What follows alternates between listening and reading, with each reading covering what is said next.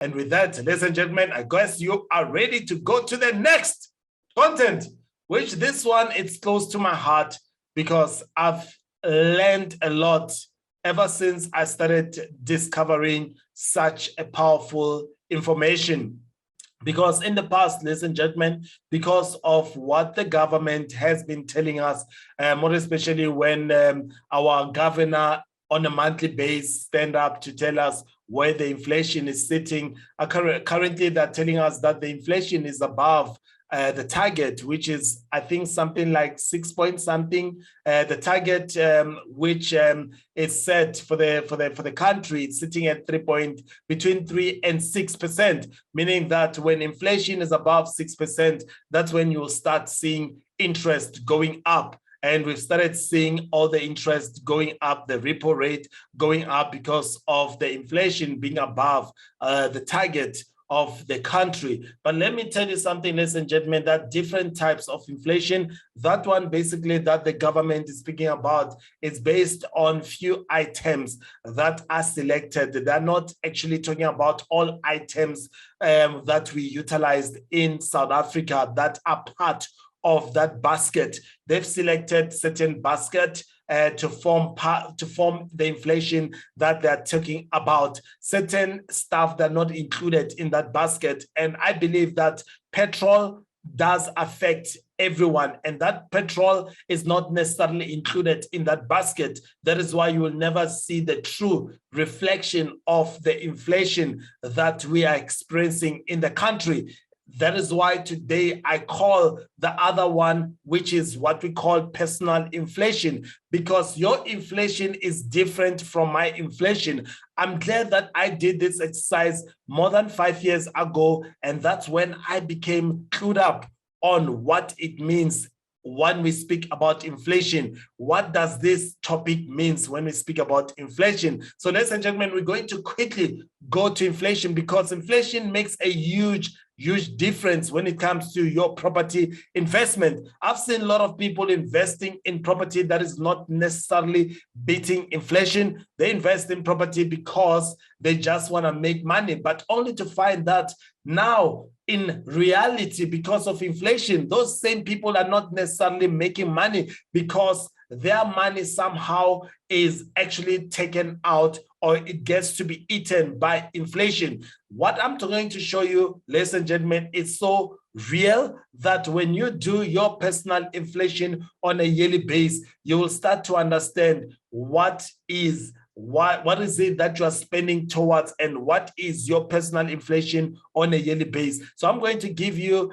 some formula that we're going to use. Obviously, you having to start now, you will start realizing your personal inflation by this time next year if you're going to implement what I'm going to show you. But I can guarantee you without shadow of doubt, ever since I started doing these exercises with a lot of our tribe members in the past, when they came back with the feedback a year later, 2 years later, to show us based on the exercise that they did about 2 years ago, when they came back to say, Dunisani, in fact, after I've done this exercise, I did this, and the following year, I did exactly what you asked us to do. I realized that my personal inflation is 15%. I realized that my personal inflation is 20%. I realized that my personal inflation is 25%. And this is what I'm going to show you exactly how to determine that. And moving forward, any decision that you're going to take, whether you take your money and put it in the bank, whether you take your money and buy that particular property, if that property is not going to generate enough to beat inflation, your money is decreasing on a yearly basis.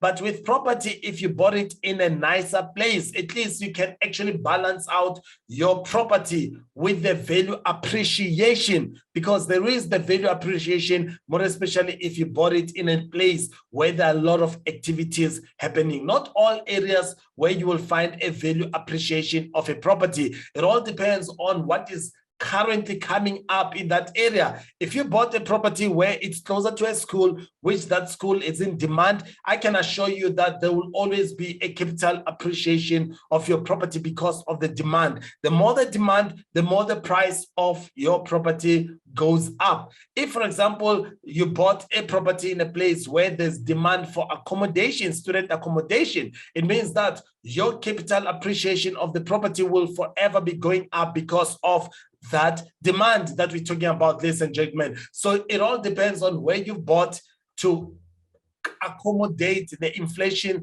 that you couldn't accommodate with your rental amount. So it's always important before you invest, look at what is your personal inflation, look at what you need in order for you to beat your inflation. I can guarantee you, my parents, my mom, she was a teacher. She was doing very well while she was still a teacher. I can tell you, because back then, the inflation that they experienced, it wasn't as high as today. And she always had a better chance because her money was increasing in value all the time because the inflation was not as high as today. And after she went on pension, she came to us and said, my son, for some reason, there's something wrong. It seems like my money is disappearing somehow. What I used to be able to afford 5 years ago, I'm unable to afford now. What is happening with my money? It seems like there's something that is happening. She even thought it was maybe black magic. Because when things don't make sense, guys, people resort to black magic. They think that there is someone doing something to them. That's basically what they resort to. And I said to her, Mommy, no. It's got nothing to do with that. You know that even if it was black magic, it will never apply in our lives. You taught me that. And that is why today I don't believe in black magic. Even if somebody can try to do anything to me, it won't work because we don't believe in that. And my mom said, of course, my son, but what is really happening with my money? And I said with her to say that, Mommy, in fact, the reason why you can't afford what you used to afford 5 years, 10 years ago is because of the inflation. The inflation based on the increase that you get on a yearly basis. Remember, she was a teacher, she was on pension, she was getting her pension money every month, and every year they will increase by a certain percentage. But that percentage of increase that she was getting, because every year, I remember she was getting between 4%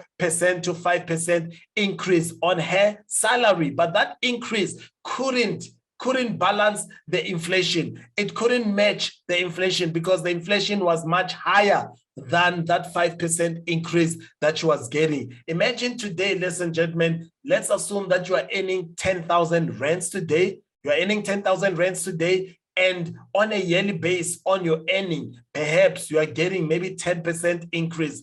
10% increase would be good if the inflation was less than 10%. Let's assume that the inflation, your personal inflation was 8%. It means that your capital will be increasing by 2%. But if it's the other way around, let's assume that you are earning 10,000 and the increase on a yearly base is 10%, but the inflation is sitting at 15%. Your personal inflation is sitting on 50% on the things that you utilize on a monthly basis, on the things that you buy on a monthly basis. If those things are inflated at 15%, it means that your income is losing 5% value. Yes, you are getting 10% increase every year, but if inflation is 15%, you're losing the purchasing power of your money by 5% on a year-to-year basis, if that's the situation. A lot of people don't think about that when they make investment, and that's when, during a course of a time, in 5-10 years, they realize that they can't afford their lifestyle anymore. They find themselves having to downgrade because of inflation, ladies and gentlemen. Let's quickly run through the inflation process so that I can show you exactly what I'm talking about. And when you do this on a yearly basis, you will start getting a true reflection of your inflation. Elton, if you're ready, my brother, thank you. Thank you, Elton Jones. And Elton has actually given us a pamphlet. This, by the way, ladies and gentlemen, it was a pamphlet in 2006. Pick and Pay, I'm going to take you through a pamphlet of things that are necessity for us on a daily basis. We all buy food. Even today, because of the fuel price, the price of petrol having gone up, guess what? It has actually affected the price of what? The price of food, because all those companies, they need to utilize petrol in order to collect food, in order to take fruit from warehouses, in order to transport from farms to the shops. Petrol is a necessity. It's something that affects almost everything in terms of the price, the increase of price in terms on our products. So I'm going to give you the example of this pamphlet that was taken in 2006. And I would like to engage with you, ladies and gentlemen. For some of you who would know, as I'm doing this, I'm going to switch as well to Facebook so that I can engage with you. As you see, ladies and gentlemen, the price of brown bread. In fact, this is white bread. As you can see, that was white bread. White bread in 2006, how much was it? It was 3 rands 0.75, 3 rands 75, only 3 rands 75, 3.75. That was the price of brown bread. I'm going to ask our tribe members, what is the price of white bread today? I want you to type it on the Facebook, and also you can actually also give us the price of a Country Fresh. This was a Country Fresh 2 liter in 2008. The same was how much? 18 rand 99. 18 rands 99, just under 19 rands. Ladies and gentlemen, let me just round off these prices, just under 19 rands. That was the Country Fresh. How about we speak about milk? Is it 2 liter milk or is it 1 liter milk? I think that was 1 liter milk. Price of 1 liter milk in 2006. In 2006 was just under 6 rands. Just under 6 rands. Ladies and gentlemen, what's the price of that? Let's talk about those. I think those are 350 liter cold drinks, 6 of them in a pack. Back then, it was 16 rand 75. How much are those today? I want to hear from you. How much are those today? I can assure you they're above 50 rand from the last time I checked. Let's talk about mayonnaise. That is mayonnaise, ladies and gentlemen. Back then in 2006, it was just under 11 rands. How much is that mayonnaise today? So we're going to work on those 5 items. Let's talk about also, is that 1.5, it's a 2 kilogram chicken, 2 kilogram chicken. In 2006, it was under 22 rands. How much is that now, ladies and gentlemen? Today, how much is that? If you know the answer, you can share with us on the Facebook. Whichever of all those items, your peko rice was 760. How much is your peko rice today? I think that's a 2 kilogram peko rice. It was just under 8 rands. How much is that today? So whichever you know, you can jog it down. We're going to do this exercise today because I want you to think bigger. I want you to think differently moving forward when you invest, whether being in property, whether being putting your money in the bank, where you are getting 5% or 10% or 11% or 12% or 8%, whatever you're getting, this will be a determining factor for you, because by putting in the money in the bank, there's not even a capital appreciation, nothing, zip. And there's what we call hyperinflation, ladies and gentlemen, that a lot of people are not aware of. As people in Zimbabwe, they will tell you about hyperinflation. As people in, what's that country again? Venezuela, they will tell you about hyperinflation. As people in Greece, they will tell you about hyperinflation. No one can guarantee you that here in South Africa, we will never experience hyperinflation. Yes, our system are good, but no one can guarantee you that. I never thought like the countries such as your Greece will ever experience hyperinflation, because, ladies and gentlemen, all these things, they are as a result of what governments are doing, what government officials are doing in our country. As we can see, there's a lot of things happening in our country that might as well affect hyperinflation in the future. So those are the things that you need to be aware of. That is why we believe in the power of diversification. So I just want to go to the Facebook, Mr. Elton.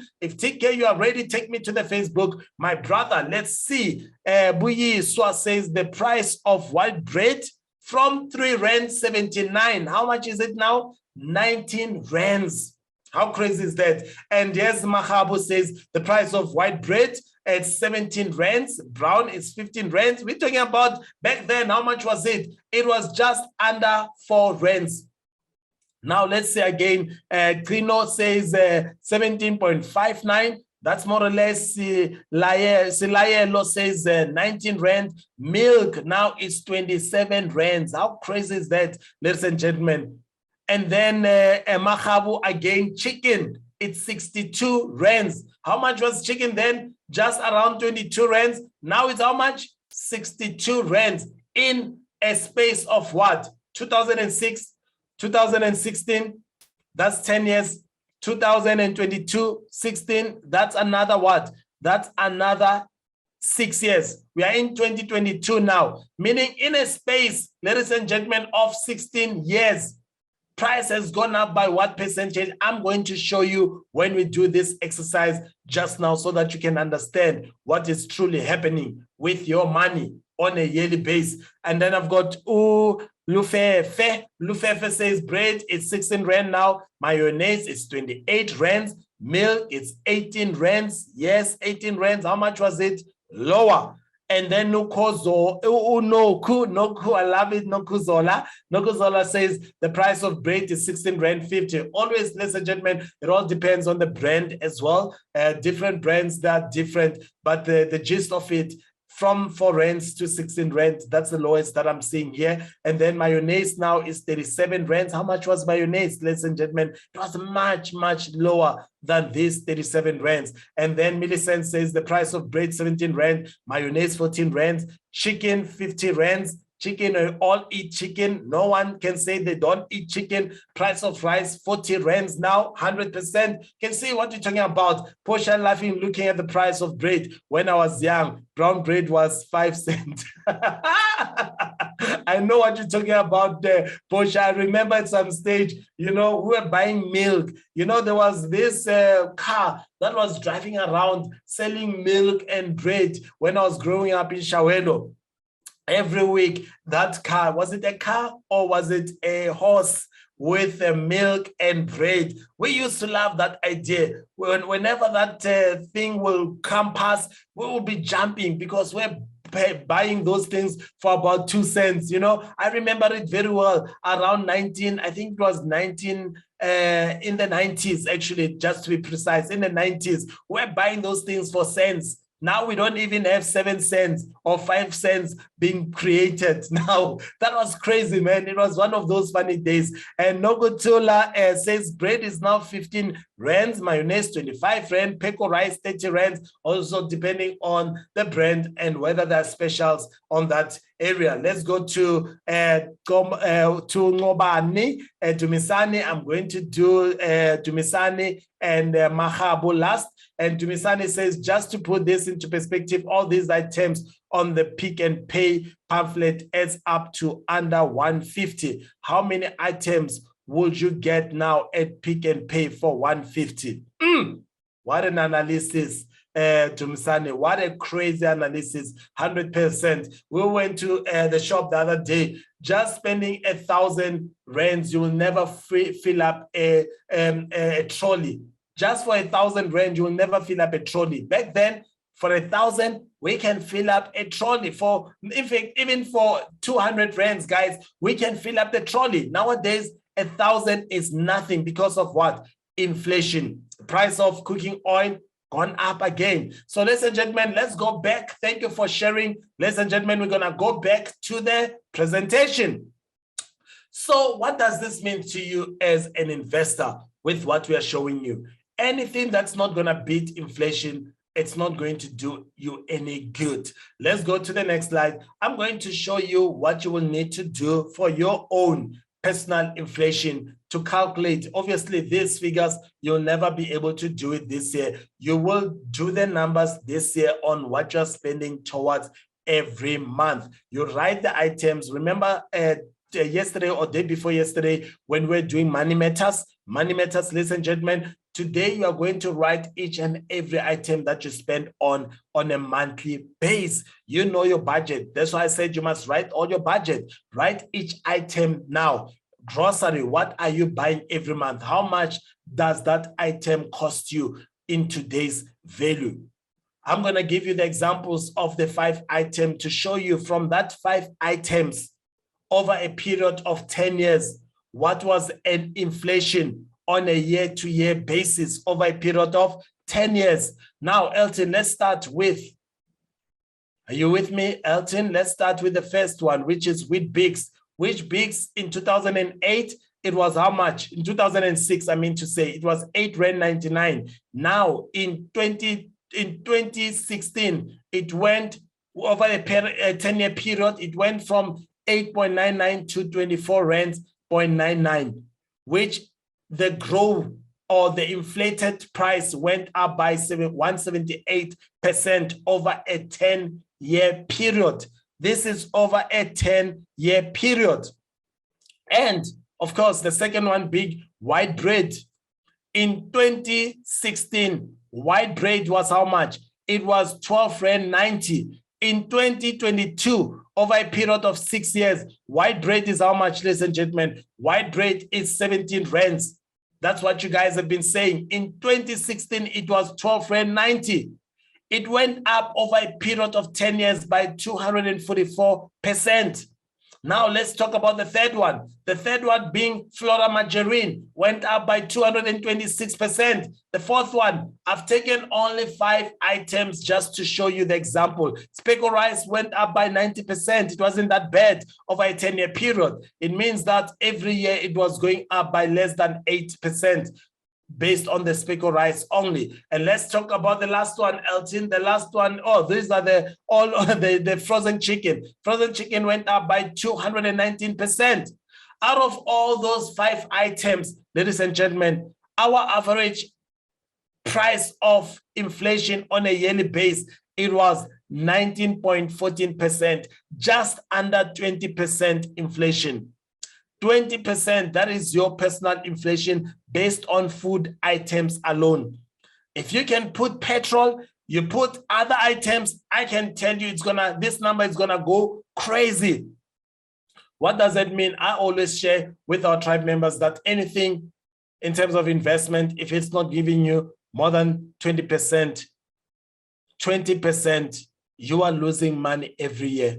If you can put your money in the bank and the bank can give you 20%, I can assure you, you will be able to maintain your lifestyle. But anything below 20%, you will lose. Some people, their personal inflation is 15%. That is why it's always important to work out your personal inflation. And then next year, this time, you can work it out. What was your personal inflation? But in my experience, based on this, having done with lots of my students, who are within our tribe, when they came back the following year, because once you become part of our tribe, here's the beautiful thing, you become part of us for good, ladies and gentlemen. Yes, the program of mentorship might be for a specific period of time, but that does not mean it's over with you. You become part of the family for good. That's why most of the students, they still make appointments to see us, to talk to us on certain things, and we give them that opportunity to do exactly that. So one of my students came back to me the other time and she said to me, my personal inflation, Dunisani, based on the exercise that we did about a year and a half ago, my personal inflation was sitting at 22%. How crazy was that? So ladies and gentlemen, this is an opportunity for you to understand what is truly happening with your money. There are a lot of factors that affect inflation, which I don't have time to be going onto it today, but I just wanted to show you the overall inflation. That is why it's important. If you're going to lose money moving forward, majority of people will never be able to retire. You will be just like my dad, who couldn't retire, who worked until he was sick, until he was forced to retire because of illness. My mom, she couldn't really understand what was happening with her money. She thought she was bewitched, which wasn't the case. It was because of inflation that was stealing money from her pocket in a legal way. Yes, this is what I call stealing money from your pocket in a legal way. That's basically what was happening with my mom. So with that, ladies and gentlemen, I just want to show you something that will take away this situation so that you don't find yourself in this. Elton, next. Thank you, Elton. Majority of people are relying on one income stream. More than 90% of the people in the world are relying on one single income stream. And that single income stream, unfortunately, will never be able to sustain you. It will dry you down in a long term, because you've got one income stream, but you've got lots of expenses that are going out every single month. You might be paying for your car, you might be paying for your bond. Even if your house is fully paid, it is not necessarily fully paid, because your house attracts towards, ladies and gentlemen, your house attracts rates and taxes. If it's in an estate, also levies that you pay towards that every month. If you don't pay your levies, guess what? Yes, your house is fully paid, but if you don't pay levies, the body corporate can attach that fully paid house, meaning your house will never be debt free, even if you don't have bond on it. Ask me, one of the properties was attached back then when I was going through a distress moment, when I was distressed in 2011, when I was losing everything. One of my properties was in, what's that place again?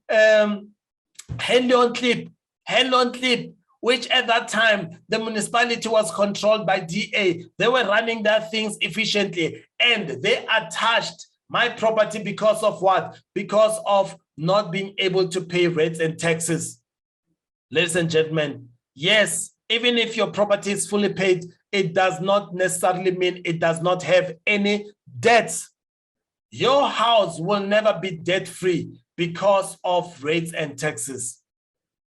So why not reinvest that money in terms of having a delusion to say that because my property does not have bond, it's debt-free? Not at all, ladies and gentlemen. Your property will always have debt attached to it. Now let's talk about all these things. Your grocery. As you can see, there is a lot of outflow, but there's only one income for more than 90% of people in the world. They're only getting what we call a salary. The idea within the Riches and Beyond that we've actually trained most of our tribe members, we always tell them never to leave your job. Some people, they came and asked, Dunisani, can I resign and focus on building property? And the answer is no, do not resign. Your job, use your job to be able to buy more properties. Use your job to get more affordability. Use your job to be at a position whereby you can get into a financial independent level. Once you get to the financial independent level, therefore, you can then make that call, whether you want to continue working or you want to resign. I never advocate for people to resign from their job, because your job is taking care of you. You can actually increase on the number of hours you work. You can actually work in that job while you are at the same time minding your own business. How do you mind your own business? You do the following. Elton, next slide, please. You do the following, whereby, next slide, not back. Next, we're going forward, not backwards. You do the following by creating a multiple sources of income, whereby you've got different types of tab in your portfolio. One tab might be bigger than the other, another one might be even smaller, but it's contributing towards that so that you can experience overflow. When you experience overflow, you become even the best giver. You even increase that stage of gratitude. You see that percentage of gratitude where I said you can budget between 1% to 10%, it gets to be increased because of what? Because of overflow. That's the situation that you need to find yourself in moving forward. And with that, ladies and gentlemen, I hope that you're going to take this so deep so that you don't find yourself trapped in your job. You don't find yourself trapped because I've had people who are investing money in Greece. I'm not sure if you guys know the story about Greece, whereby some of these people were investing money in the Greece banking system, thinking that the banking system at Greece will never be affected at all. In fact, some of the people who are South Africans, but they've got residency in Greece, they were taking money from their businesses in South African banks and reinvest it or save it in the Greece market. And guess what, ladies and gentlemen? There was a haircut in Greece. When that haircut happened, ladies and gentlemen, 30% of all those people's investment were taken by the government. That's what we call a haircut in Greece system. 30% was taken from their monies. If they had a threshold of certain money, the government will take 30% to save the economy of Greece. That's what happened. And this might be a reality in South Africa, because the money that you invest in the bank, it doesn't necessarily mean that it is guaranteed. I've seen people in Zimbabwe when hyperinflation happened, people in Venezuela when hyperinflation happened, they even tried to go and withdraw all their monies, and the bank said, no, you can't withdraw your total amount of your investment. They only allowed them to withdraw a certain portion a day. Imagine having saved 900,000 in your bank, having saved $1 million in your bank. And when you try to withdraw because of inflation, the bank restricts you to say you can only withdraw 10,000 per month, per day, 10,000 per day. You've got how much? $1 million in that bank, and you're only allowed to withdraw 10,000 rands a day. As people in Zimbabwe, they undergone through that. As people in Venezuela, when there's panic in the market, the banks are the first one to be affected.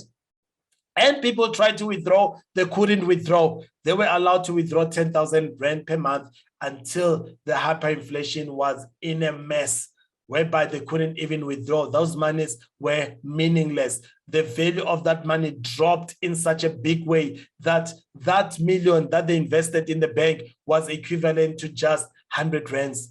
That's what happened in Zimbabwe, ladies and gentlemen. It's always important to understand the history so that you don't find yourself in the same situation. Today, we diversify in terms of the markets. We don't only invest in property in South Africa, we're tapping into other markets outside of South Africa so that should anything happen in the market in South Africa, we are somehow covered in other markets. That is why to all other tribe members who attended the VIP yesterday, we introduced certain things that they can actually think about moving forward, that they're going to take advantage in terms of learning those things.